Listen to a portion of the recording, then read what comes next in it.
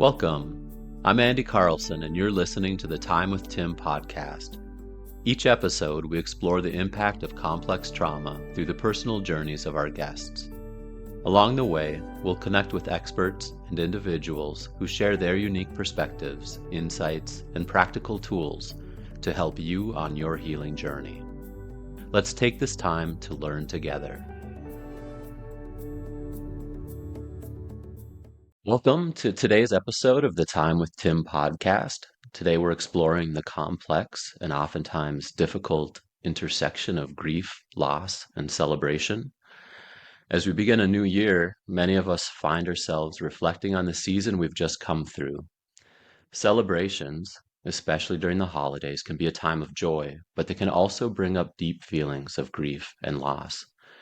These emotions might surface as memories of loved ones we've lost, unfulfilled expectations, or the challenges of navigating family and social dynamics. How do we hold space for both sorrow and joy? How can we craft our healing journey to rebuild our lives and prepare for moments that may remind us of our losses? To help us unpack these questions, I'm joined by two incredible guests, Kim Fletcher and Kimberly Stowers. Each of them has walked and continues to walk their own unique paths of grief and healing. Their personal stories and hard-earned wisdom will resonate deeply with those who have faced loss or are learning to hold space for both grief and celebration.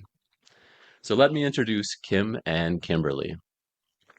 Kim Fletcher has a degree in psychology, works as an early childhood educator, and completed Gabor Mate's Compassionate Inquiry course. She's a strong, authentic, complex trauma survivor and a warrior in every sense of the word. I've been so inspired by Kim's authenticity and vulnerability when she talks about parenting and relationships. She was one of my facilitators in the LIFT program, and her gentle, nurturing guidance has been a model. I'm about to cry now just talking about you. I'm hitting that emotional part already. Awesome. Because your gentle, nurturing guidance was really a model in me helping reparent myself and in connecting with my own childhood wounds. And I really appreciated that. And Kimberly earned their PhD in cognitive and experimental psychology from the University of Central Florida and spent 4 years as faculty at the University of Alabama. During that time, they faced significant challenges with burnout and PTSD, which eventually led them on a journey of healing. In 2020, Kimberly joined Tim Fletcher's LIFT program, where they not only found healing, but also a surrogate family.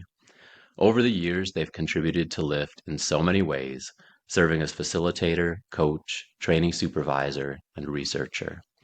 And I've had the pleasure of meeting Kimberly a few times during my own training and through other meetings, and I've always been struck by their calm, gentle, and peaceful presence. And so as we talk today, there's going to be a mix of emotions because in just a few short weeks, Kimberly will be transitioning out of the Tim Fletcher organization. They'll be taking on a new role as a death doula, offering their skills and compassionate presence to people at the end of life. And so we'll touch a little more on this later, but it's a sweet and a bittersweet moment to have them here with us today. So Kim and Kimberly, welcome to the podcast. I'm so glad to have you both here. Thanks, Andy. Lovely to be here. Before we dive in, I thought we could just ease into the conversation with something light. And so, Kim, during our program graduations, you have a gift for connecting clients' traits to strengths you see in certain animals. And so it's always interesting to hear, and it's something that I see that the clients really appreciate. So with that in mind, I'd love to ask both of you if you could choose one or two animals or mythical creatures that resonate with you, which would they be, and what traits do they reflect about you? My gosh, I did not know you would ask that question. So well done, Andy. You caught me. I thought I would spring this on you because it's your go-to. Yes, it is. So at grads, I always pick two animals for each of the people, and they really seem to resonate with that because we all love animals. There's just something about the warmth, the unconditional love of animals. I'm talking about mostly domesticated, but there's wild animals out there too that really are strong or courageous, or, there's all of these spirit animals that, the spirit of the animal is part of how we identify ourselves. So just off the top of my head, I think I'd like to go with the golden retriever. Mm, Just because for me, there's that warmth of connecting, and I've been married to Tim for almost 40 years now. So I've learned so much from him of accepting people where they are. Now, I did not grow up that way. So accepting people where they're at and loving them unconditionally. And we'll probably get into this later, but I was raised in a family where there wasn't a lot of unconditional love. The only way you're going to be loved is if you act exactly like dad says, dress how dad says, speak how they says, you're an extrovert like dad says you have to be. So all those conditions got us love. And so I just turned myself off and became what my dad wanted me to be. Then I remember the first year I was married is Tim says, "So what do you want to do for the weekend?" And I went into full-blown panic mode because I didn't want to make a mistake. I didn't know what he wanted to do, so I couldn't say, "Well, let's do that," because I knew he'd be okay with that. I was so afraid of making my own decisions that I literally went into panic mode. So for me, that golden retriever part is about connecting with people where they're at, allowing them to be their authentic self, for being who they were created to be, and just going with that. And so that you think about a golden retriever just coming alongside somebody, loving unconditionally. For me, that's just a beautiful animal, and I want to be that. So that's my answer. I like that. The gentle, the warm, nurturing companionship. I think that's a great animal. How about you, Kimberly? What animal would you be? I think I would be a sea otter, um, and for an entirely different kind of reason, right? So for me, a big part of my journey of grief in the last 2 years has been swimming in the ocean. And when you swim in the ocean, you do come across sea creatures from time to time, and sea otters you don't come across too often, or I don't come across too often. But what I've noticed is the more time I spent in the ocean, the more I behaved like a sea otter. And I like, especially if I swim without a wetsuit, then it's like I can feel one with the water and just kind of undulate through the waves and of course I always have a swim buoy and sometimes I'll just roll on my back, put the buoy behind me, and then I'm like, and I really look like a sea otter, I'm sure. Like I'm sitting here with my little feet going and so for me the sea otter just represents kind of a the oneness with water, which is really important to me, but also there's like this, for me it taps into this playfulness Mm. that has been extremely important in my healing journey, especially in grief, because I don't know, it's hard to tap into that when you're sad, right? And so, yeah, I'm gonna go with the sea otter. I like that. And before you said playfulness, that was one of the areas I was going to go to. And I loved your, I loved your the visual, the image of just on the buoy because I can picture that as well, and just that kind of that basking in the sun while you're uh, rolling with the ocean waves at the same time. Yeah, yeah, Yeah. yeah. When I thought of this, I thought of this kind of as like as a past and a present. And there's that story of the tortoise and the hare. And so I would say who I was in the past was kind of I was that the hare, um, kind of just scattered, running around, but with the tortoise shell. And so I had this like really, I was like really closed in. I could like really shut down and just have this like huge wall. And so there's this mix of scattered and but being like really kind of closed off to people in the world. And one that I've been working with lately, uh, so for the present, more one that I'm trying to embody and be more is a dragon. I've had to overcome a lot of fear, and I really have this sense that healing from trauma, it's this process of riding a dragon because you have to face this fear, you have to face this ferocity, you have to be with this pain. But there's a lot of power that comes with it as well. And so it's really kind of coming into my own self, like letting go of that shell, but coming into more of that authentic self and just kind of riding that dragon, and having the wind blow through your hair, and I don't know, you see in some movie where they go in that deep dive, and so your stomach is, everything's up in your stomach all the time, but that can be something that's like so fearful, but when you like really embrace it, it can just be really exhilarating. And so I know that you've both taken recent vacations, and so for this next question, just what I'd like to ask is, with the holidays just behind us and these recent vacations that you've both taken, maybe you could share about a small moment of joy or comfort that you experienced recently. I'm going to suggest Kimberly go first to give me a chance to think about it. I was just sitting here thinking about it. But I will say what initially just like popped into my head, which I think sometimes that's just what I need to go with, even if I can't think through all the details, is just being with, oh yeah, okay, now it's coming.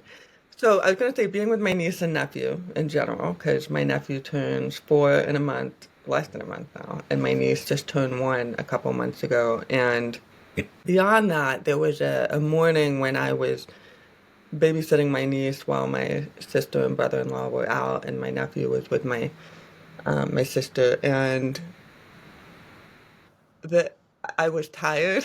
This is like a recurring theme for me. I'm tired, and then there's small children, so I'm even more tired. And she was so calm with me, and she likes getting into things, though, of course, because she's at that age. And at one point, I just let her get into like there's a bottom cabinet of a buffet in my sister's house that has like plastic cutlery and cups and napkins, and I just let her get into it and shred paper, and I just laid next to her and just watched her do it. I'm like laying on the floor and just totally relaxed, and she's just shredding all the paper, and it was nice. It was just this like letting her be her, like total Mm, toddler mode, and just observing it, and just like there's something about kids, right? And it felt peaceful. It didn't feel chaotic. It just felt really nice. So, yeah.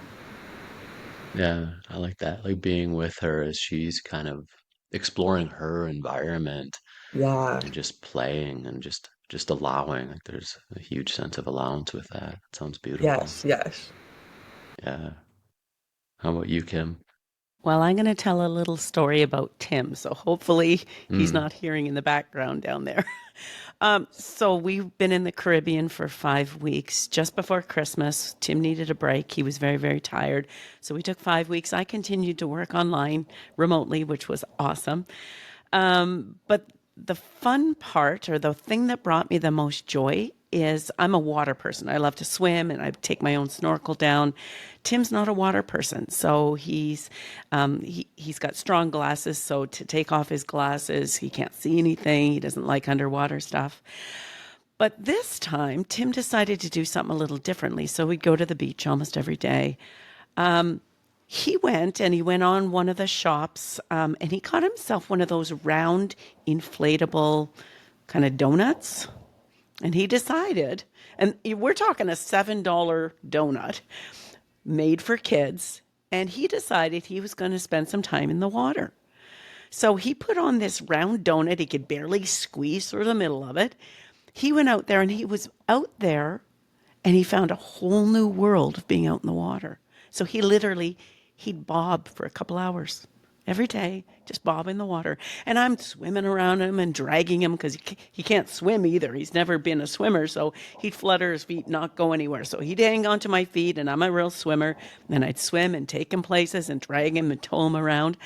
But it was probably the highlight of the last 20 years because there he was in a place that I love to be. And we would just sit there and bob along and talk. We did some deep conversations out in the middle of this bay.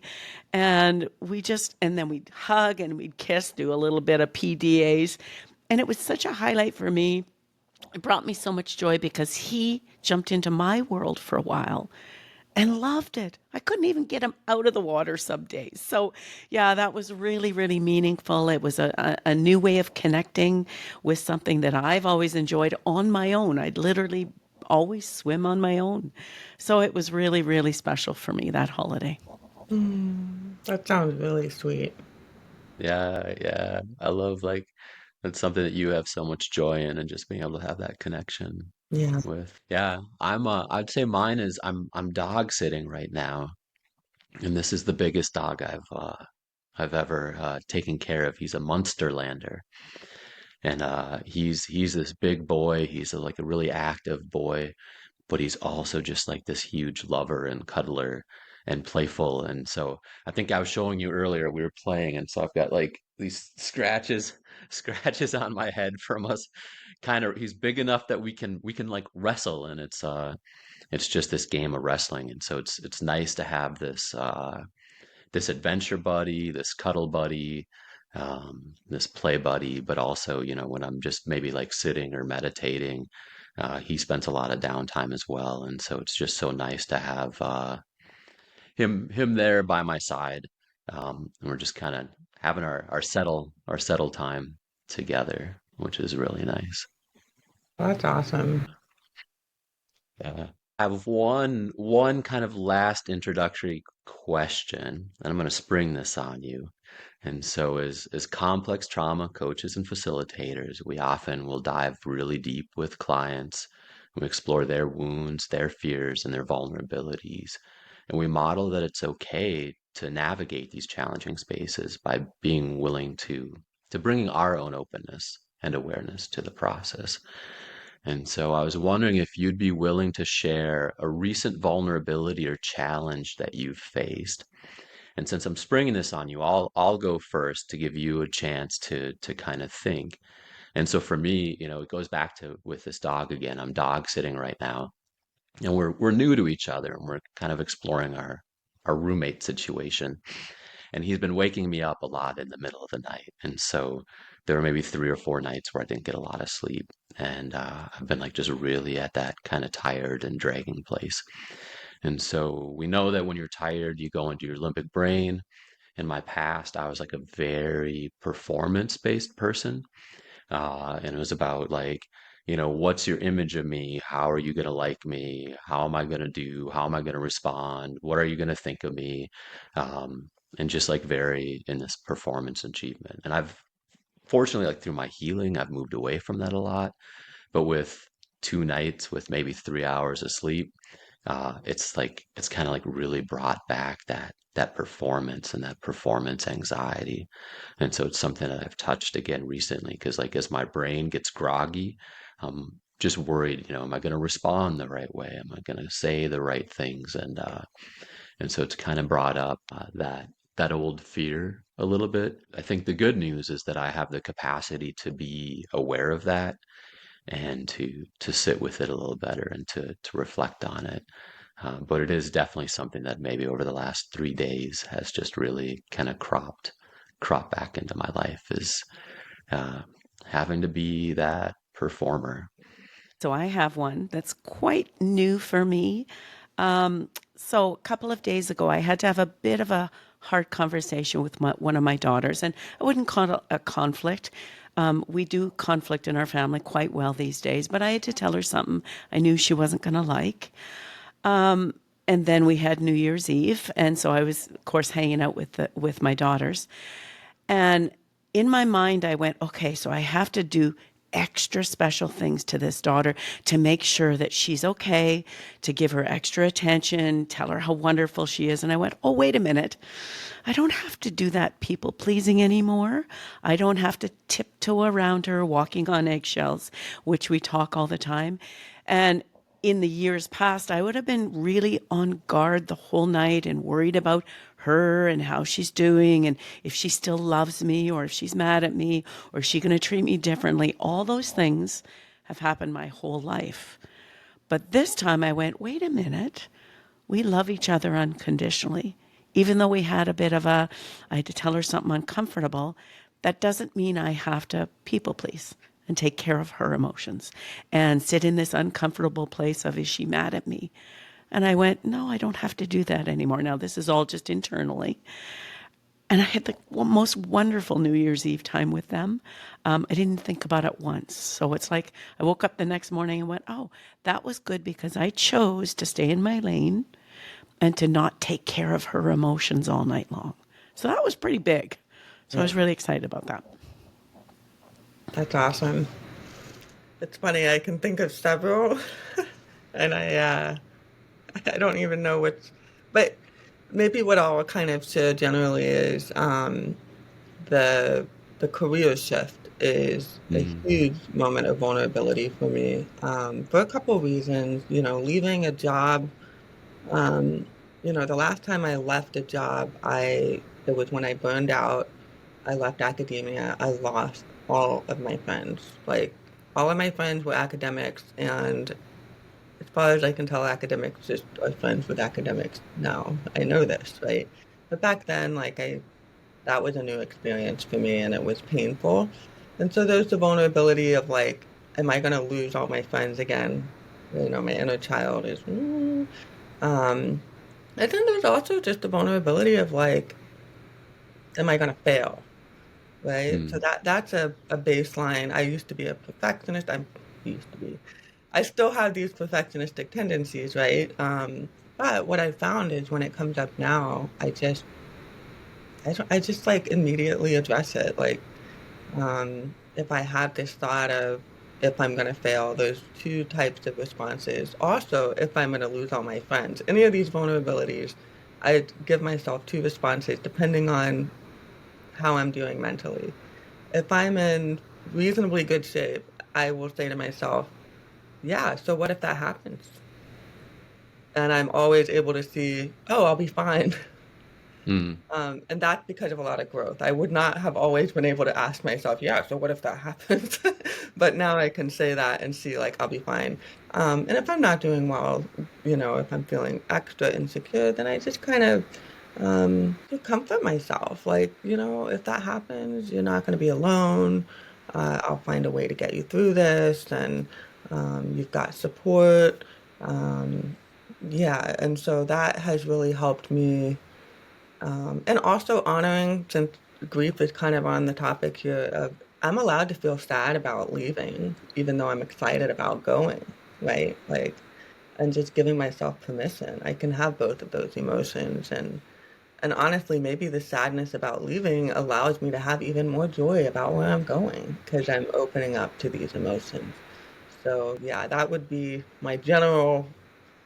A lot of vulnerability is wrapped up in there, but that's the general thing. Yeah, yeah. It's a huge time of change and just, yeah, allowing us to have both emotions at once. And I like, what I see in all of our stories is kind of there's, even though we're all on our healing journey, we're still walking that walk, just kind of having these fears or these vulnerabilities or these old stories that crop up, but also, those using those tools or being able to soothe ourselves or be with ourselves in a new way sounds so valuable. So I'll ask the two of you, are we ready to dive into the heart of today's topic? Yeah. All right. So we're going to be talking about grief, loss, and also celebration. And so I thought that we could start with Kim. And so Kim, I know that this past year has been a deeply personal journey for you with the loss of your father in February and your mother in June. And so I really want to thank you for being willing to share some of that journey with us today. Um, but I also know that your story touches on a less talked about type of grief. And so what you've described is the grieving what could have been. And so, so to me, I want you to explain it, but for me, this is an idea of not just like grieving the loss of someone we've lost, but can also apply to parents or others who are still living. Maybe like the family that we needed but didn't have, the love or care that we didn't receive. And so maybe Kim, if you could share with us more about what this journey has looked like for you. Yes, thanks, Andy. Yeah, I lost both my parents this year, and the weird part about it is, and again, we're gonna unwrap this a little bit better. Is I haven't been really sad at all. So when people hear that, that is so against the cultural norm. It's like, what is wrong with you that you're not sad at all? I actually was relieved when they passed away. Now, people are going to freak out about that, but let me explain. 3 years before my parents passed, that's when I grieved. So, just to give a really quick understanding of our family dynamics, is my family was very unhealthy, although they were great on the outside. They had lots of money. They were leaders in the church. They were fun loving. We had lots of fun vacations and holiday homes. We had all that our society says is the perfect family, but underneath it was a little bit broken. Well, it was a lot broken. Remember, I always talk in my classes about I'm client number 0001 when it Mm. comes to learning about complex trauma. And Tim worked with me before he knew what this was all about, this shame stuff. So our family was based in a lot of shame. So my dad was the son, and we all revolved around him. Now, I have an older brother who's less than 2 years older, and then a twin sister. So my mom had three kids under two. So as we grew up, we had to learn that we were not, like I mentioned earlier, is we weren't unconditionally loved. We were only loved and accepted if we followed the norm. And my parents were very spiritual people, so we had to follow all the thousands of religious rules. If we veered outside of that at all, we were punished, we were shamed, we were humiliated. So we had to get back in line. And so I remember being 7 or 8 and laying in my bed and going, oh, I guess I can't be me. I have to be what my dad wants me to be. And I literally shut it all down and then played the part for the next 30 years in the middle of their Finding Tim. But I had to play the part of being the extrovert and the fun loving, and we were always happy. We weren't allowed anything else. So, my point in all that is when I started to get healthy, I started to very gently talk to my family about complex trauma. Now, they, it, this was all really new. We didn't understand the shame culture. And I was really, really careful to just touch on it a little bit at a time. Now, at that time, we lived 1,500 kilometers, 1,500 miles away. We were in Winnipeg, they were in Southern Ontario. And so we didn't visit very often. So when we did, it was just fun loving and it was great. We moved closer to them about 4 or 5 years ago now and started to kind of visit every 3 or 4 months to just kind of reconnect again. But I started to do that and started to talk about what we were doing in our company, a Tim Fletcher company, Complex Trauma Shame, and they didn't like it. They didn't want to hear anything that we had to say, like nothing. And I tried just little ways of talking about some of the little rules we had that maybe didn't make sense. I started talking a little bit about the shame stuff, and no, there was no way. In fact, I remember one time my dad was so annoyed by what I was saying that he went and sulked in the corner for the rest of the day. He literally went and sulked because he didn't want. And my mom was all, "Oh, come dear, come join the group. What's wrong? Everybody's happy." And so I was like, "Oh my gosh."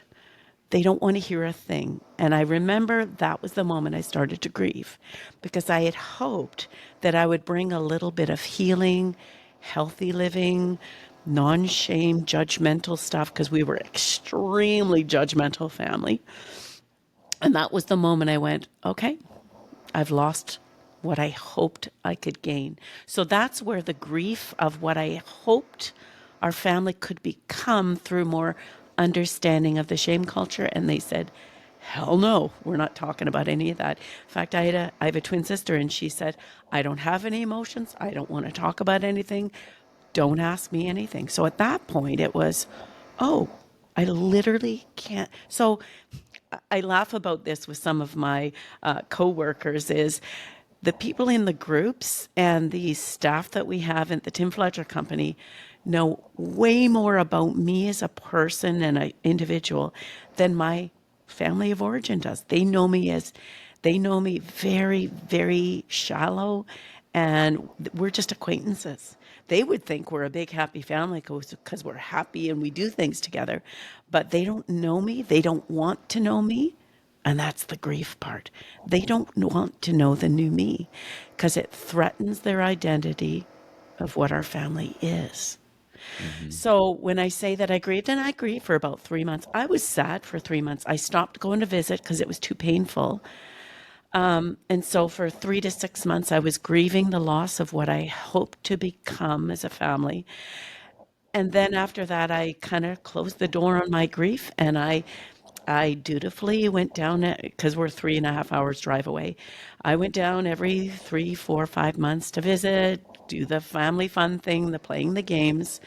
But that 3.5 hours to travel down there, I prepared myself. They don't see me. They don't want to hear what I have to say. They don't know me.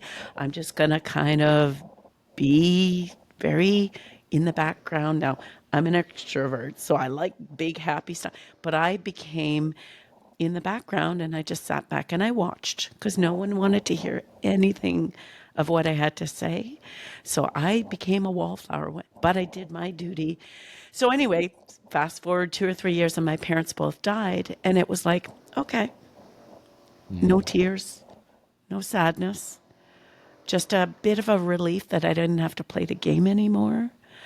And so that's the general story of our society says that we have to grieve. We have to grieve deeply. Family is everything. Family is the most connected part of our world. When they die, it's just the end of life as we know it. But for me, it was the exact opposite. The people that I work with, and Kimberly, my heart breaks that you're leaving, but I know that you're going somewhere great. But this bond that you and I have, we talked about, I'm a little bit of that mother figure for you now that your mom has passed. That'll stay forever. So I know that you can reach out to me anytime you need to. And I love you. And I say this carefully, but with full intent. I love you more than I do my own family, Kimberly, because you've been part of it and you see me and you love me the way I am, not the way you want me to be. So, Kimberly, we're never leaving each other, just so that you know that. So that is a big part of what family really means to me is the people that are healthy, the people that accept me the way I am, flaws and all, and don't try to put me into a little box because I stopped being there 3 years ago. You know, what kind of comes out of your story in a really big way is uh, that extremely conditional love. And I'll call back just to Kimberly's example earlier of being with I think it was your niece you said, and just like allowing her to be in a drawer and shred paper, tear paper up. And my definition of love is being with what is. And really with another is it's being with what is in another. And so I hear you saying, not being able to, like, it's so valuable for us to be like seen, heard, understood, felt, appreciated, and to just like to never receive that. Um, and understanding that people with a lot of complex trauma. But what I learned in my own journey and kind of what I'm hearing in yours is there's this sense that, because we weren't valued for who we are as these beautiful, precious, valuable little beings. Our complex trauma is the losing of that. And it's those shame messages and those fear messages and that isolation and that disconnection. And so it's something that I hear in your story that you recognized in your own life. How did you come to recognize, because grieving our family while they're still alive, it's not something that a lot of people would go to or default to or like realize right away. And in my own journey, it was like so valuable just to realize that these human beings may never see me, may never be able to accept me, may never be able to love me. How did you come to recognize that in your own journey? And then to grieve that family that you wished for and maybe like should have had, that family that actually like loved us and loved us unconditionally. Um, how did you determine that to be an important part of your own healing process? Well, that's a really big question, Andy, but I think the big part of that is coming to acceptance. So I Mm, did go through my years of being angry at my family, that they couldn't see anything outside their very narrow view of life. It was very, again, dominated with the church and the spirituality, and anything outside of that was evil and wrong. So very, very narrow way to live and very, very narrow way to think. So anybody inside of their view of thinking was a good person. Didn't matter if they were narcissistic or evil or greedy or self righteous. All that mattered is they believed the same things and lived the mm, same way that we did. And literally, for the first 40 years of my life, I went, yeah, I'm better than everybody else because I'm living this very good way. And then I started meeting people in Lyft and people in our program and people like these beautiful staff that we have, and going, wait a minute, they didn't live the way that I did, but they are just as beautiful, just as incredible as human beings. And they want to do good in the world. And that blew my mind because I was told the exact opposite of that. So once I started to investigate what's true, what's real love, how can I stop being judgmental because I don't know their story. I don't know I don't know how they're living and how their whole view of the world is, but they are acting in such a loving way. How could I judge them? How could I judge them for not living the way I lived? And I think that was a really huge part of my growing, of just getting to meet people, getting to know people who didn't think the way I did. And yet they were absolutely incredible people. And so it was that acceptance that, yes, I was raised in quite a conservative Christian world, but here's one of those facts that I love to talk about. There are 29,000 different brands of Christianity. 29,000. mm. That blew my mind. I read some real liberal theology because I was not allowed to do that growing up. I started to read, and some of the facts came out and I went, "Oh my gosh, why was I taught the exact opposite?" So 29,000 brands. So my brand of Christianity, that's what I was raised in, and that's kind Mhm. of my foundation. But that doesn't mean the guy on the other side is wrong, just different. They were raised in a completely different world. And that's okay. So that radical acceptance of where people are at, and we talk all the time about just accepting people where they're at. That changed my life when I could see them as they are today, loving people, loving themselves, learning how to serve others. That's what matters, not what they believe. And that changed my life. So did that answer your question? Right. Yeah, there's very much kind of the sense of, if you don't fit into the cookie cutter, you don't belong. Bingo. And then shifting that message to one that's like it's the opposite, like really the opposite of love and acceptance and belonging and welcoming. I think you touched on this a little bit, but how has grieving people who've been living, grieving what could have been, like, how has that influenced the way you approach other relationships in your life? And I think I'm going to use the word acceptance again, is because I didn't have what I should have had. I didn't have that healthy environment where I could grow and be an individual. I just am so thankful Tim found me, by the Hmm. way, because he started to show me what radical acceptance or unconditional love was. And so now when I meet people, I don't care what they say, I care how they act. And that's what I'm watching for when I build friendships, when I work with our staff, when I work with our clients, the participants in our group. I don't care what they say. I try to read underneath that too. Who are they? Are they okay with themselves? So the grief part, I've really moved out of that. So again, 3 years ago, I did a lot of grieving. My parents died. I haven't spent a lot of time thinking about what they could have been because there's no chance now because they've died. There's no chance now for them to become healthy. But I can put my energy into people who are really wanting to grow, really wanting to change and to be there for the people in their life. Those are the people that I want to be part of their life. I want to I want to grow alongside of them. I'm not done growing. I learn so much from the people in our groups because they see it in a different way. They have a different perspective. And I love that because there's not just one way to think or to live. I'm done with that kind of way of living. I now want to work alongside people. And those relationships are so precious to me because they're coming with, and like you mentioned that earlier, I think, Andy, is they're coming to these groups, this work that we do, and it's painful. It's hard work, and yet they're coming often because they know it's their last resource. It's either that or die.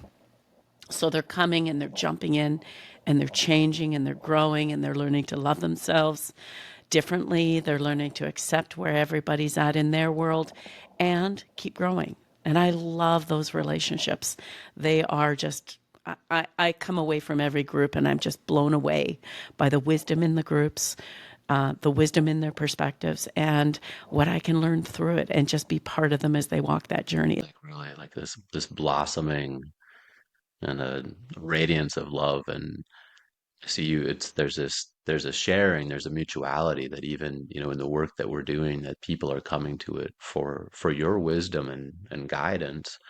But there's still this mutuality of what we can get with them as we walk on this journey along with them. Thank you so much for sharing that, Kim. I think I'll have some more questions for you as we maybe talk about some tools later on. But I want to switch here to Kimberly for a moment. A couple of years ago, you lost your mother, and I know that you had some tools at the time, but that you've learned a lot since then. And so could you share with us about what you've been learning about grieving, the grieving process, and also how that's shaped your own journey? Yeah. Um, First I want to say it's interesting how, regardless of what the grief looks like, I have a feeling that people from complex trauma, we probably all share this task of grieving and accepting what could have been. And that was also a big part for me. I think I'm mostly through that at this point. But my mom was 61 when she died. And also, I was kind of young for losing a mother. Like, definitely people lose their parents younger, but not many people in my age group actually have lost their parents. My mom never got the chance to finish living her life, right? And I think that really impacted me a lot. And so a lot of how I was dealing with my grief at that time was to live my life as fully as possible because she couldn't. And that actually gave me a lot of strength to carry on, to get up in the morning. And, some mornings I didn't get up, but, like it got me through. Um, and then as I started to accept that, one thing that really impacted me, a spiritual healer that I had been interacting with up until my mom got sick and a little bit after my mom died and stuff. When I first told her about my mom getting sick, she said, it's going to be okay. And she kind of gave me some of her perspective, which is for her, the people that have died in her life, her relationship with them improved after they died. And the point was that, and whatever you believe, whether it's like you believe people are going to heaven or you believe that you can actually talk to people on the other side or whatever it is, they're no longer in this human form where they're causing you pain or you're watching them suffer. And for me, that was impactful. And I'm the same way. I'm like, my relationship with my mother, it was already pretty good, but like, it's great now that she's not in this human form, in part because I don't have to watch her suffer anymore, which for me was always a big thing. Um, and so then coming out of that and just accepting she didn't get to live, you know, the rest of these years that we thought she'd be here, but she no longer is suffering, you know, and what do I want to make of this coming out of that, now that I've really accepted that. And for me, the tools today are much more about giving myself permission to live. I think it kind of goes back to that same thing, but in a more like, I don't have to live for my mom anymore. In that first year, it was like everything I did was for my mom because I just felt that I was just that like bereft. But now it's like everything I do is for me. And for me, that's actually a huge thing because as a very codependent person that was very, I don't know, there's a very complex mother wound there where I was separated from her at birth for a few weeks, and then I really clung to her throughout my life, and I wanted to protect her. And um, when that was broken, because I mean, death breaks that. There's just no denying that.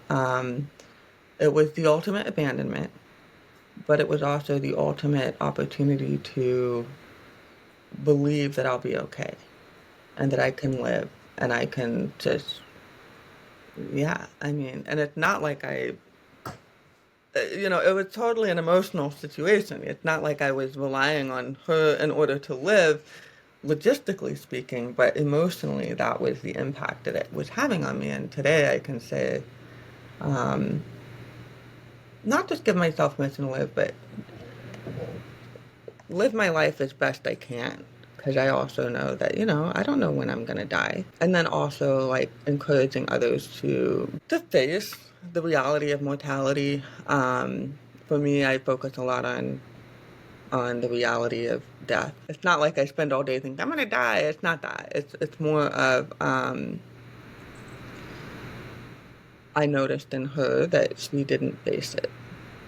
Mm. And so I've taken it as I need to face it. I don't want to, I don't know, maybe I'll be 61 and I have cancer and I die.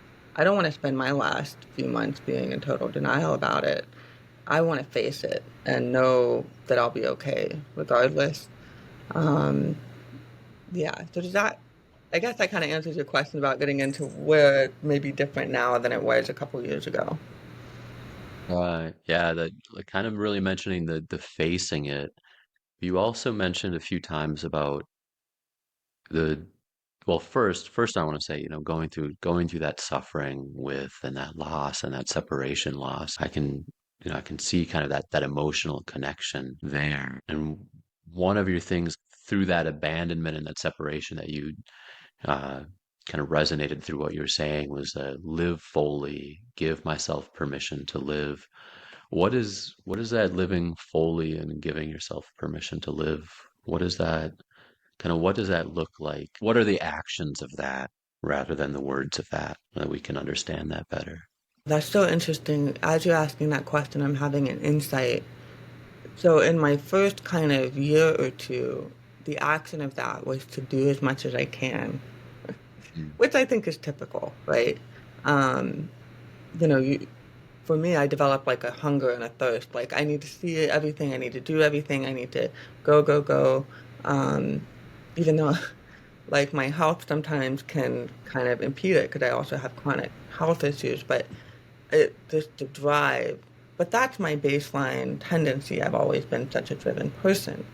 Today, what it means, honestly, and I'm still working on this is really kind of hard for me, is to just be fully present. And I mean, not picking up my phone, like sitting there in the discomfort of whatever it is that I might typically, part of why I'm driven is so that I don't have to think about all this, right? And so it's giving myself permission to just sit in, you know, the good, the bad, the ugly, um, and to realize that even if I never did anything for the rest of my life, that doesn't mean I'm not living, right? And so, I think back to when my mom came home on hospice. her hospital bed was in the living room, and she spent all her time watching TV. And that was her way of coping. And of course, for me, it triggered all kinds of like childhood stuff. She spent my whole life doing that, and there's a lot of like trauma wrapped up in that.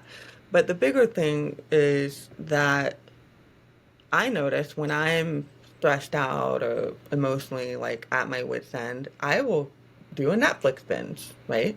And I give myself permission if I'm going to do that, fine. All right, I can't cope anymore, then I'm going to watch a bajillion episodes of something, right? Okay, fine. But eventually I have to come back to reality, right? And that's where learning to just sit in the discomfort and then provide comfort. Not provide numbing, but provide comfort, right? Which might be cuddling with my cat, who is harassing me right now, I might add. So any screen shakiness, I can give credit to my cat. It might be doing something artistic with my hands. Um, Sometimes I crochet, sometimes I paint, um, sometimes, I just kind of lay, and the point is to be present. Because even if I went and did all the things, but I wasn't present for it, then am I really living? Kind of the shift from like a drivenness or distracting, these finding these tools for distracting, but to just really move into that place of being. And you mentioned earlier that really kind of facing the fear, facing your own fears of mortality, but also here just talking about being with discomfort.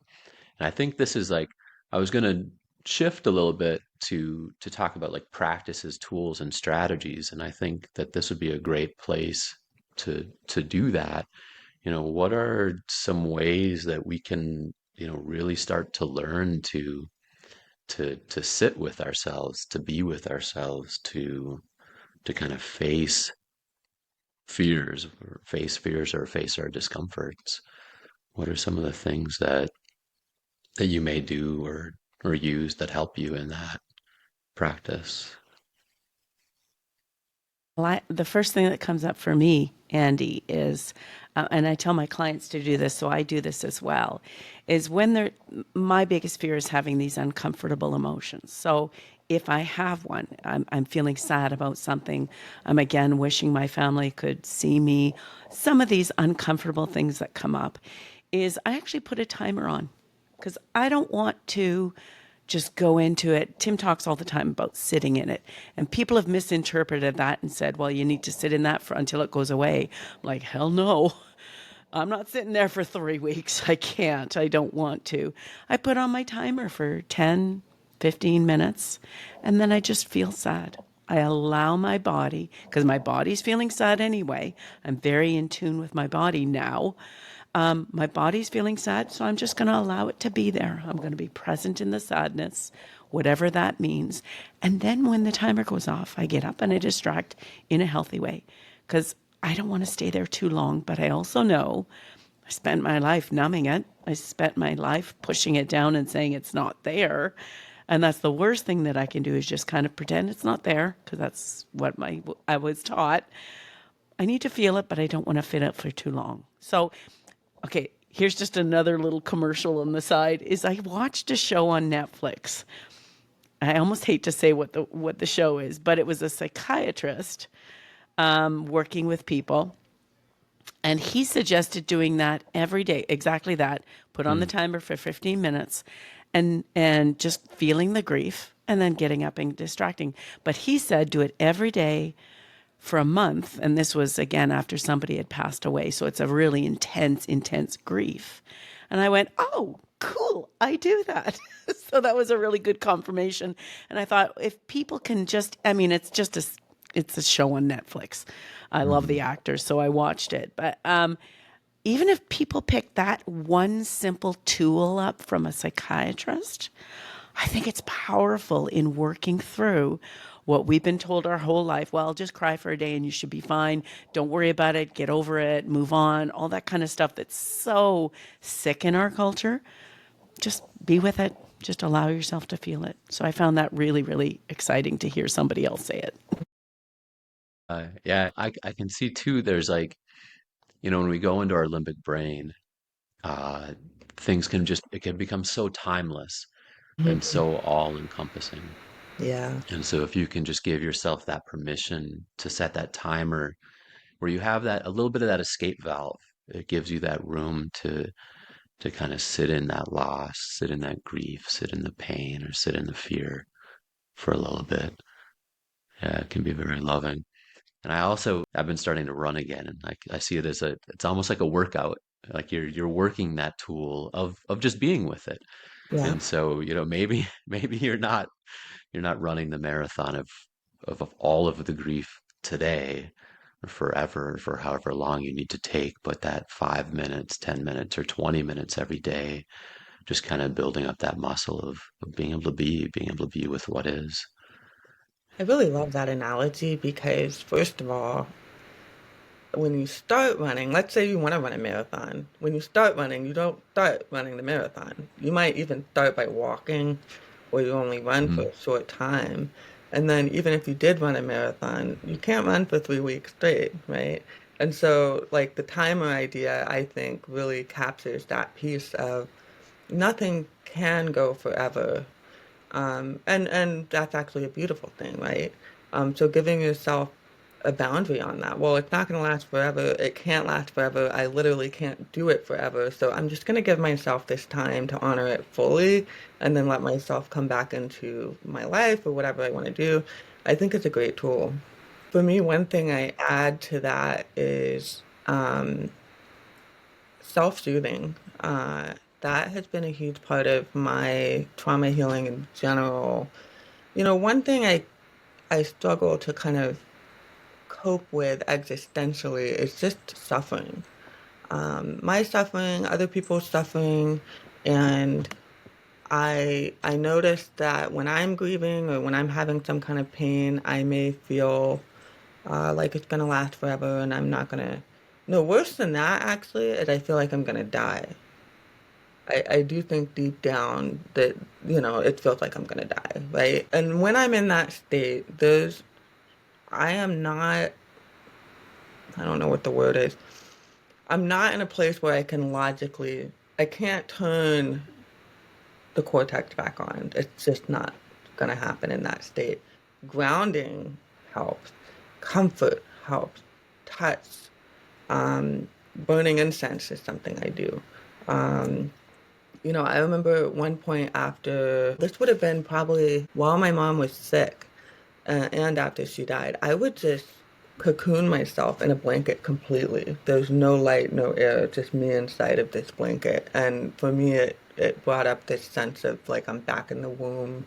And it was so comforting. And of course, I think it was comforting because of the maternal loss as well. But just that somatic experience of like I'm back in the very beginning when it's safe and cozy here and protected from the world. Um, and the more I've done things like that, the more I'm able to see that even if I feel a pain that this part of me believes I'm gonna die because this emotional pain is so bad, I can actually soothe myself through that. And the more I practice doing that, and the more proof I give myself that I'm capable of soothing myself through this pain, the easier it is to face it. And I think with facing death, that's part of it as well. Like the whole, several Eastern traditions that touch on this. It's like the greatest meditation is the meditation on death. And the reason for that is that the more we look at it, how is it, the less emotionally charged it is. There's like a desensitization that happens, right? And so then for me, if I'm looking at something and and whether it's death or loss or like divorce or any grief, right? If I'm looking at it and it's devastating me, it's not just looking at it and letting it devastate me that's going to desensitize. What actually desensitizes it is the comforting of it. Of like, I can look at this thing that hurts so much. I can look at this thing that feels like it's just ripping my heart right out and I'm just, writhing in emotional pain. I can look at that and I can soothe it. I can hold it like a baby. I can just ground it and almost like a what's the word for parenting? It's like co-regulating myself, right? Like, and so, of course, when I first started doing things like that, it didn't feel like, it's hard. You don't just suddenly like wake up, I'm going to co-regulate myself, right? But I try, right? And you could try with little things of like, um, I'm mad at someone and now I'm going to go breathe and soothe this anger. Or, um, oh, here we go. I stubbed my toe and I'm just going to sit here and hold my toe and breathe and say some nice things to myself. That simple act is like paving that same neural pathway for I have this huge loss. I feel like my world is going to fall apart and I need to soothe myself through that. The finding the tools for grounding and soothing. You mentioned like co-regulation as well, in that place when we touch like some of those like really deep and like your visual imagery, that the writhing, we have these deep fears, and uh sometimes like our pain is that, we're deep in our limbic and we're trying to flee, we're trying to resist, and it's so hard to get to that regulation. I found recently for myself, I offer a lot of clients parts work and I walk through them with it, and I've been hitting some really deep places on myself where what I realize is like you get into that deep place and then the cortex is shutting down. Uh, with that co-regulation is just that power, that benefit of having somebody with you who can be in their cortex, who Mm. can be in that calm space, Yeah. so that there's at least one person there who's got kind of their adult brain online, their calm brain online, so Man, that you can. yeah, I love that you mentioned that because this brings me kind of full circle to something, Kim touched on earlier, which is like after my mom died, I intentionally reached out to Kim for support and for two reasons. Um, One, Kim and my mom, I don't know if I ever told you this, Kim, you guys have some similar family upbringing issues. And I think because of that, you have maybe some type of similar way of relating to the world, and that makes it familiar to me, right? And then the other reason is simply that Kim is a mom, and I was craving that maternal. I've got several women in my life now that I'm just like, I need all the moms I can have because I miss my mom, right? Um, and Kim provided that exactly what you're talking about, Andy, of that I could show up and I'm the kind of person I show up, I might be numbed out, like I might spend half the session like, oh, I don't know, and then I eventually get to the emotions, and then Kim could hold that space, and I think that is why a huge important thing is having um, healthy social support as a tool, like whether it's going to a grief group. It could be, for instance, if you have a family member that dies in hospice, you have access in the US to a full year of free therapy through hospice. So look into that, wherever you are in the world, what does your country have? Join a complex trauma group where you can, learn about things, get a coach, get a therapist. Um, but just find someone that resonates with you. Don't assume that just because this person has this title that it's going to work for you. Like with Kim, I could have reached out to anybody at Lyft, but I knew she was the one that would fit for this. And then there's something that came from that never, oh, I feel all tingly, like it never, it never will be undone, you know? And just giving yourself permission to look for that kind of support and ask for it, and use that as a tool. I think as coaches too, we recognize there's a healing for us when we get to be that for somebody.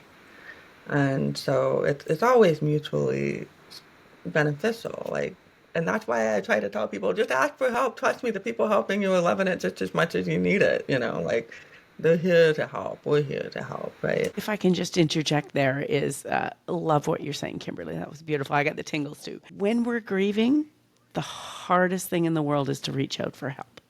So what we want to do is isolate, kind of crawl into ourselves, kind of shut out all of the world and all the people that are in it. And the biggest, the most courageous thing you can do is push through that and reach out for support. So yeah, I love that you're talking like that, Kimberly. That's exactly what we need, but it's the hardest thing in the world to do. I think that's actually a really good like place, part of why we're having this conversation today is that we've just passed through the holiday season with Christmas and New Year's. And so, with grieving, holidays, anniversaries, the day of an event can just like loom or be so big. And so, how do we go about, when we're going into celebrations or going around people, how do we move past that place of isolation and just engage with other people and potentially with other people who haven't gone through their own healing journey. It may be uncomfortable with somebody who's recently had grief or recently had a loss. Um, I wonder if there's anything that either of you could share about that. Yeah, I mean, for me, one thing that comes to mind, and I know now, we're after the holidays, but for any family event, as an example, for me, if I get to go to somebody else's family event, I tend to be the kind of person that has a lot of appreciative joy. And not I guess not everyone would resonate with this. Like if you go to a family event and it makes you feel worse about your situation, then don't do it. Unless you want to use that as an opportunity to dig into something. I don't know. But for me, it's like, it goes back to that being present. Um, I can go to a family event of like a friend or a partner or something like that. And especially if they haven't experienced the losses I have, but maybe their family dynamics are better. I mean, everybody's got something, right? But maybe to me they look better. Then I can just enjoy it. Like, I'm on the outside. I'm not part of this family's issues.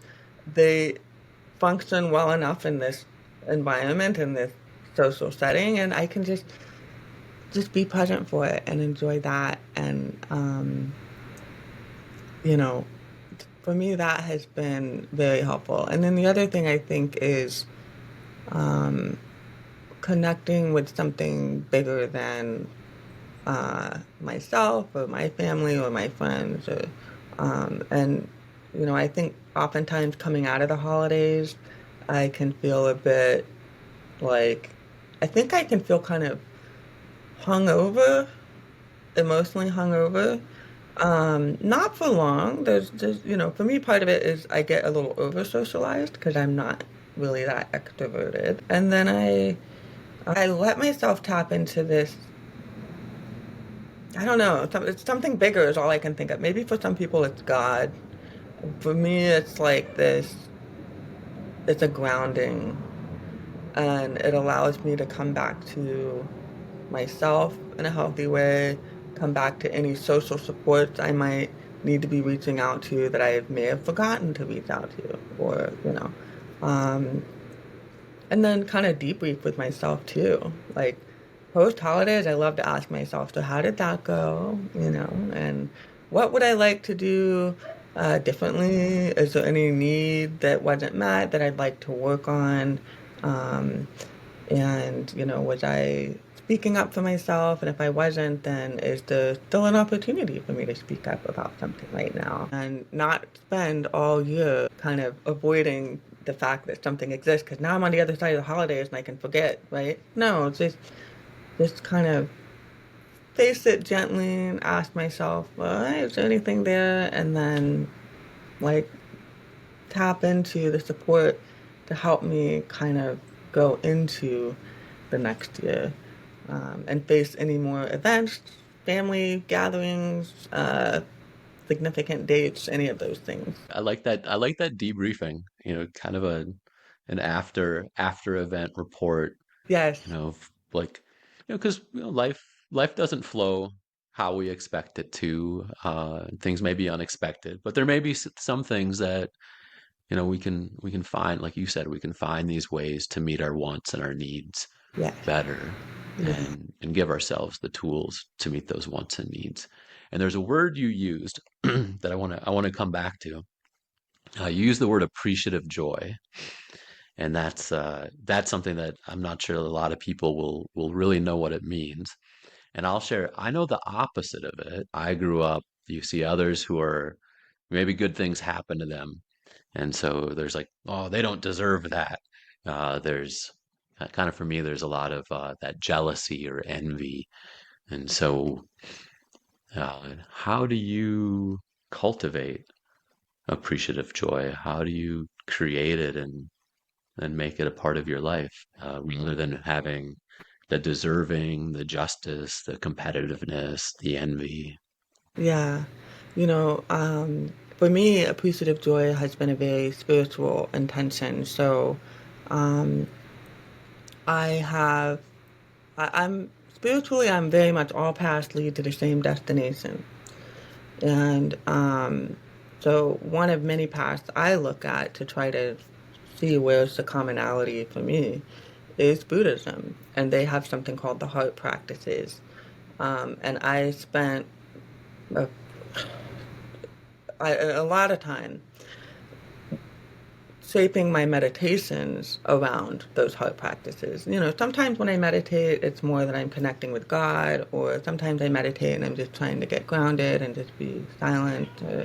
Um, but appreciative joy is actually one of the things that, like, there are whole meditations written for this. You could, you know, probably Google appreciative joy meditation and you'll find something, and you literally practice kind of like the same way you might meditate on forgiving someone, like bring someone to Mm, mind and practice forgiving them, even if only for that moment, right? Or practicing or meditating on having compassion for someone. And appreciative joy is the same way of like, I see this good that someone has, and I'm gonna, like, for this moment, feel happiness for it. And I think maybe the easiest way to tap into that is, uh, if it's someone that you love and you respect and you have a good feeling about already, and you see them have something good happen and you feel genuinely happy for them, right? Taking that example and like remembering what that feels like, and then practicing feeling that for other people. mm, mhm, And, you know, for me, I think it might come a little more easily because for good and bad reason, partly because I'm just codependent and I want everybody to be happy, right? But also because I just genuinely, like, God, I just have just so much love to give kind of thing. And I think that comes out in the appreciative joy thing where, um, the same way I don't want to see people suffer, or it's not that I don't want to see people suffer. The same way I don't want people to suffer, like I wish I could help people not suffer, right? The same way I have that, I have this like love for seeing people be happy. Um, Another example might be kind of going back to the example in the beginning with my niece. It's easy to feel some appreciative joy for a child. Um, mm, and mhm, so finding what type of person or situation allows me to feel happy for it or them, or, and channeling that and practicing that until now I think in my life, yeah, I don't think I feel jealousy easily at all anymore, because jealousy was not always much of a struggle for me, but I would have it sometimes. But the more I practice appreciative joy, the less I feel jealousy, and the easier it is to cope with losses, to be honest. Because any kind of loss or grief comes with this feeling of not having. And that's a very kind of victimizing feeling, right? Like, I don't have. And then when I see mhm. people that have, it doesn't make me feel better about not having, right? But when I can appreciate like their happiness for being their happiness without that comparison piece, I don't have to compare myself to my niece when she's shredding paper. I mean, she's living the high Hmm. life over here, there's no comparison to be had. And you can just sit there and be like, oh, that's so sweet, right? So yeah, that's my kind of long-winded. I have a lot of thoughts on these heart practices, as I Mm. call them, so I can Hmm. go on long tangents about that. Yeah. One of the things that I hear that I in there that's really powerful is like that we have this capacity to cultivate certain emotions or energies, and so we can take a place where we can like really feel it, such as you with your niece, and then we can just in general we can sit down daily and we can just think of our the niece and bring up whatever joy that brings, or again like the compassion or the forgiveness as you mentioned. But then we can also, when we're faced in other events where maybe jealousy or non-compassion or something is arising, we can then bring up again this memory of the niece, that experiential feeling of being with the niece, and just begin to kind of cultivate that energy. Yeah, Yeah. absolutely. Yeah, those heart practices are really beautiful. I was going to turn, so we've talked a bit about kind of like our own grief and our own practices. And so I want to turn it around a little bit. How can we support loved ones or others as they're going through grief? What advice would you give to somebody who wants to be thoughtful in that role if they have a relationship with somebody who's going through a recent loss, grief, or suffering? Well, we do that a lot in when we're working one-on-one with some of our clients, is just holding space for them, allowing them to feel it. And again, a lot of us are disconnected from our emotions. That's just what our society has built us to be. But I'm a real fan of body work. So drop into your body. We often, not always, but we often feel sadness in our upper chest, lower neck. And so I will direct them there. If they just need some help, just understanding their bodies, understanding their emotions, understanding what they're going through, I'll just direct them to that. Are you feeling something in your upper chest? Yeah, it's tense, or I'm feeling hot. What is that to you? Oh, that's sadness. And then they almost always they just grieve, they start to cry, and then we hold space for that. So it's helping them to connect to what their bodies are doing, connecting to what all their wild emotions are doing, their thoughts, and just holding space. And more times than not, they can take up the whole hour of meeting just by talking about what's going on, what they're feeling, memories that are coming up. And often we don't have to say much. We just validate. I hear you. I see your suffering. I'm sorry for your losses. And just being there to be present, or for them to actually be able to experience it in the presence of somebody else. For me, that's kind of the biggest tool that I find helpful. Yeah, I love that. And I think for me, there's the importance of listening and reflecting back is just, so many people in the grief, whatever the grief is, they don't feel heard. And especially when there's a background of complex trauma, they've never been heard. And so when they can simply feel like they're being heard, and they might share something, and you're kind of listening to that and you're holding space for it, and then maybe mirroring to them what you're hearing. Or even, I just had this idea come up. When you're interacting with a child, kids on the brain, hanging out with the nieces and nephews, right? A strategy you can use when a toddler is really upset and they're not able to communicate that to you, but maybe they're saying a bunch of other stuff, but they're not saying, like, I am upset. And Mm. I just did this with my nephew. Like, he was, upset about something, and he's going on about everything except the problem, which was, hey, you feel disappointed right now, don't you? And he's like, yeah, you know? And I think no matter how old you get, sometimes you just need somebody to say, I see in you. Do you feel sad? Like, what is that I see? Because I see it. I see you. I see what you're feeling. And that, I think, it just gives them permission. And it gives them permission to contradict you and say, no, I'm not sad. They can say whatever they want. But you're just seeing them and giving them permission to tell you the feeling. To me, I think that's huge. And just hold that space. Don't try to fix it. Just hold the space and let them be seen in it. I like that you added the don't try to fix it, because I think that's where one of the things I've heard a lot is, you're fine, you're fine. Yeah. And to be that child on the receiving end of that, when you're sad and disappointed and you're being told you're fine, like, yeah, you're not feeling seen or heard or Yeah. understood.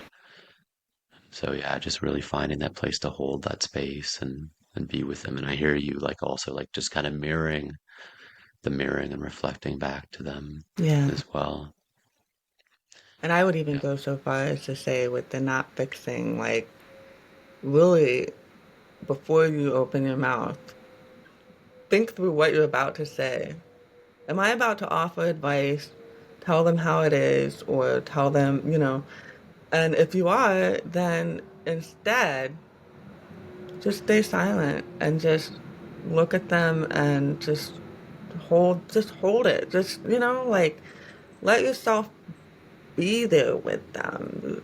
I think sometimes no words are actually better than trying to fix or prescribe somebody's grief. And for me, I think that would be my big, big takeaway is like, I feel that strongly about don't fix it. Of like, Hmm. just truly hold the space, even if it means saying nothing at all. Or just saying, I'm here.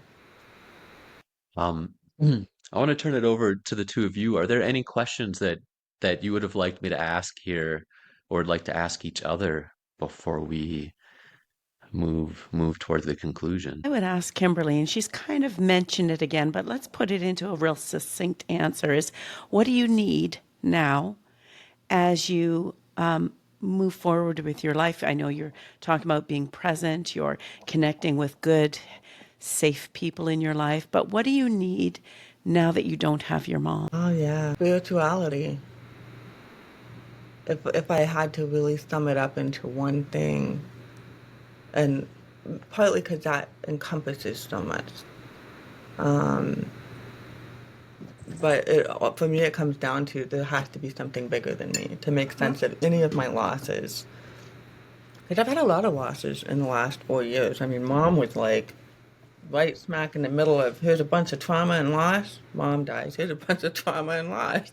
So, and the thing that has gotten me through all of it is spirituality, whatever it looks like. And I mean, I have opened myself up fully, because that's where the healing is. And that's where I'm able to take care of myself as I move forward and know that I'm going to get through whatever happens next and it's going to be okay.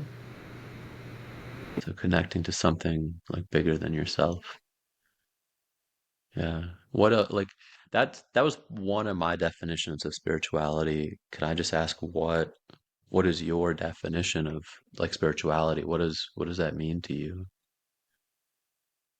For me, it is, I guess it's maybe there's two different ways I could say it. One is the connecting to something that's bigger than myself. But the longer I do this work, the spiritual work, I've noticed I've always been this way, but it took a long time for me to honor it in myself because spiritual traditions don't. And we were talking about this earlier, Kim. It's like every religion in the world comes with like some prescriptive, you have to be this way, right? But in reality, I'm very contemplative. And for the contemplative person, it's you're tuning into something that's already inside. So in the same way that I can say tapping into something bigger than myself, I can actually just tap into that bigger thing is already here. and it's listening to the quiet voice, listening to what is in the silence, listening to the in-betweens. And that to me is spirituality. As you're transitioning to this new role, as well as a death doula, um, from my understanding, this work involves offering your skills and this compassionate presence that you have and that you've been developing to support individuals while they're at the end of their life. Uh, could you share more about, what inspired this shift and then, maybe what this role means to you? Yeah, yeah. When my mom got sick, my sister and I did a lot of managing her healthcare. And then at the very kind of end, the last time she went to the hospital, I flew back home to Florida. I live in California. And, I sat with her in the hospital as she made the decision to stop treatment and go home on hospice. And I noticed that she was always looking to us to tell her, right? Because part of that was her personality. Um, but I think part of it was like, you're faced with you're dying. Like, how do you even, like, you need someone to tell you something. And the doctors would just keep telling her to keep doing these treatments that kept putting her in the hospital. And she asked me, do you think that the doctor would want me to continue the chemo? And I said, Mom, that doctor, he will run you into the ground. He'll keep giving you that treatment as long as you want, and he will do it until you die. And I just was kind of blunt with her. And she's like, okay. And she decided to go home. And I spent the next 3.5 weeks as one of her primary caregivers. Um, and I felt like I was literally born to do it. Mm. And like, I cannot, it's a feeling that other death doulas understand.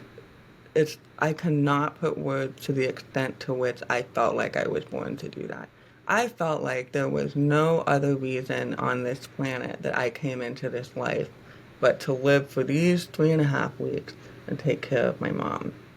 Like, that's how profound it felt. And just it was the rawness of it. It was the labor of it, and the challenge of having to sit with her where she was at, because she was not where I wanted her to be, right? As my mother, right? She was not Mm. where I wanted her to be emotionally or spiritually, and so it was challenging, but it was the ultimate challenge of I'm going to sit with her where she's at, and being with her when she finally was willing to have a conversation about what happened next. Like, she avoided that conversation, and then she finally, a week before she died, finally was ready to have it with a chaplain, and being present for that and making that connection with her, and that I'll be here, I'm gonna talk to you, you're gonna get sick of hearing from me, Mom, like, no matter where you are, like, and just the beauty of it, and the yeah. And after that, I haven't been able to take it. So I spent a couple years not doing anything with it because I had a lot of grief I needed to work through. But then in the beginning of last year, like about a year ago, I had this sense of like, okay, I need to do something. And I was considering either seminary or death doula classes, right? And I went the death doula route. Seminary, I think, will be there one day. But yeah, and it's just I've slowly come into that calling in the last year, and Mm. it's like I look forward to my next opportunity to sit with someone who is dying and to sit with their family and to just hold that for them and just be there with them in it, not have an agenda of where I think it needs to be, just be there. And just it's a sacred time. It's beautiful how you've taken your own grief journey and your experience with that loss, uh, and that spiritual connection you found in that, and to be able to offer that to other people. Wish you the best. Wish you the best as you go on to this next stage in your own journey. Thank you, Andy. So, as we wrap up here today, I'd just love to ask you both if there's just one insight or message that you'd like listeners to take away about navigating grief, loss, celebration. What would that be? I think for me, it's an easy one because I've come out of a culture that says it has to be this way. And my advice is it's different for everybody. It doesn't have to be what people say it's supposed to be. You're not supposed to do it this way, and these are the stop marks, and this is how you're supposed to feel at this point. And it is so different for everybody.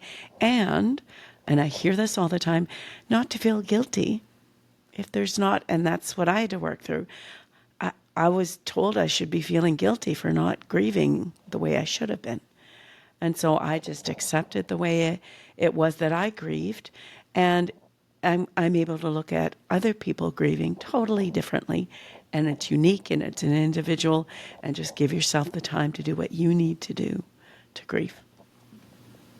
Yeah, I'm actually going to double down on that one because I even recently read something that said basically there is no person on this planet educated enough to know your truth better than you. Ooh, love that. I know. I read that and I was like, oh man, and if there was one message, it's that, like, whatever your grief looks like, whatever celebration looks like, you might celebrate a loss.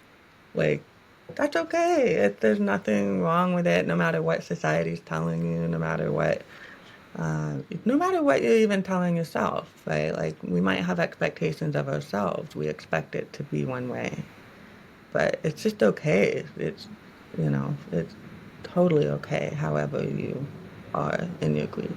So deeply personal, and just to allow yourself to be in your journey as you learn to be with it and to face it. Yeah. Well, that was really beautiful, you two, and Kim and Kimberly. I just want to thank you so much for sharing your stories, your wisdom, and your hearts with us today. And this has been such a meaningful conversation, and I hope and I believe that many of our listeners will find comfort and inspiration in your words. Thanks so much. Thank you, Andy. Thank you. Thank you for joining us on the Time with Tim podcast. If you'd like to share your own experiences or have questions, feel free to email us at podcasts@timfletcher.ca. Want to learn more about complex trauma? Subscribe to Tim Fletcher's YouTube channel for past lectures and his Friday night Tim Talks. You can also connect with us on Instagram, Facebook, LinkedIn, and TikTok. Looking for more support? We offer programs and courses to help with healing complex trauma and recovering from addictions. Visit timfletcher.ca to learn more or send us an inquiry. We're here to support you. Until we meet again, take care and thank you for letting us be a part of your healing journey.